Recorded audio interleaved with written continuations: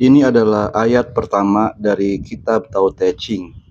Rujukan yang saya miliki adalah Kitab Tao terjemahan Hadi Al-Alawi. At-Tao allazi yumkinul ikhbaru anhu laisa huwa Tao al-abadi. Al-ismul ladzi tumkinu tasmiyatahu laisa huwal ismal abadi.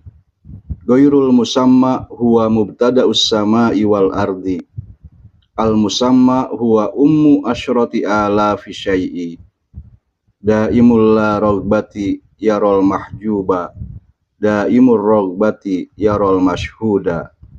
Hazanil isnani yanbasikoni min aslin wahidin. Wa yazharu zalika qabla zulmati. Zulmatun ba'duha fawqa ba'din. Huwal madkhalu likullil khafiyati. Tao yang dapat dibicarakan bukanlah tao yang abadi. Nama yang dapat engkau sebut bukanlah nama yang abadi. Yang tak bernama dialah awal langit dan bumi. Yang bernama dialah induk segala sesuatu. Orang yang tak berkeinginan akan melihat apa yang tertirai. Orang yang berkeinginan hanya akan melihat yang nampak. Keduanya berasal dari satu sumber. Hal itu nampak sebelum kegelapan. Kegelapan yang satu di atas kegelapan lainnya. Kegelapan itulah gerbang semua misteri.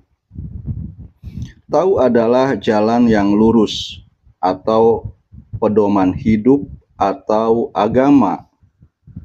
Pedoman hidup yang dapat dibicarakan oleh ustadz, oleh akademisi, oleh orang tua dengan anaknya, oleh teman dengan temannya.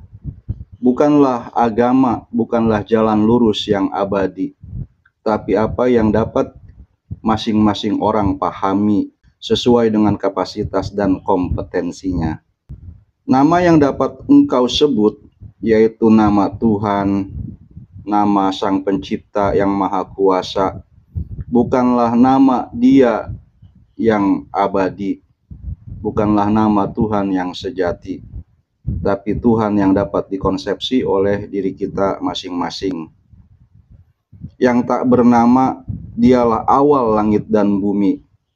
Tuhan tersebut yang tidak bisa kita kenali dengan sesungguhnya, dialah pencipta segala sesuatu yang ada. Yang bernama dialah induk segala sesuatu. Yang bisa kita sebut sebagai wujud.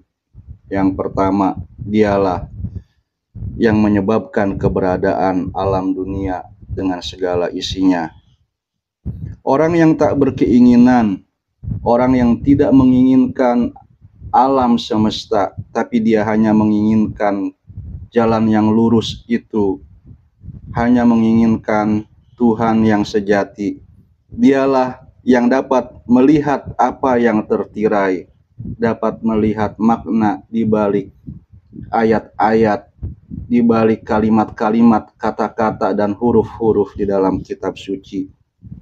Orang yang berkeinginan, baik berupa harta, kekuasaan, nama baik, akan melihat apa yang nampak, hanya melihat tinta di atas kertas, hanya mendengar suara keluar dari mulut melantunkan ayat-ayat suci. Baik yang sejati maupun cangkangnya, baik isi maupun kulit dari agama dan kitab suci, keduanya berasal dari satu sumber, yaitu Tuhan. Dan hal itu nampak sebelum kegelapan.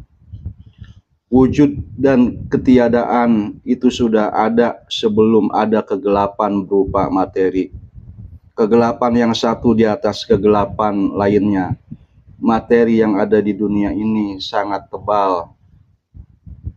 Dari yang berupa tanah, air, udara, dan api, hingga menjadi mineral-mineral yang sederhana, hingga menjadi materi yang sangat halus. Kegelapan itulah gerbang semua misteri. Materi yang membungkus diri kita, yang membungkus alam semesta. Itulah gerbang untuk kita memahami tentang jalan yang suci, tentang Tuhan yang abadi.